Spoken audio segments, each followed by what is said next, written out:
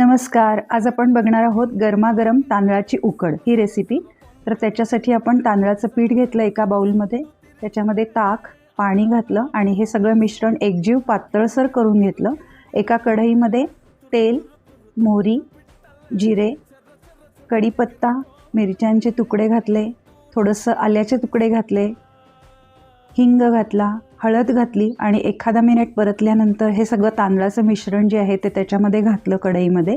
त्याच्यामध्ये मीठ, साखर घातली आणि 1-2 मिनटं सतत हलवलं त्याला आणि 5 मिनटं त्याला छान अशी वाफ येऊन दिली. वाफ आल्यानंतर त्याच्यावरती कोथिंबीर घातली आणि हे जेव्हा आपण सर्व करतो तेव्हा एका सर्व्हिंग डिशमध्ये तांदळाची उकड घ्यायची, त्याच्यावरती कोथिंबीर थोडीशी घालायची, शेंगदाण्याचं तेल किंवा इथे तूपसुद्धा तुम्ही घालू शकता, ते घालून घ्यायचं आणि थोडंसं लाल तिखटाची पूड भुरभरायची आणि सर्व करायचं.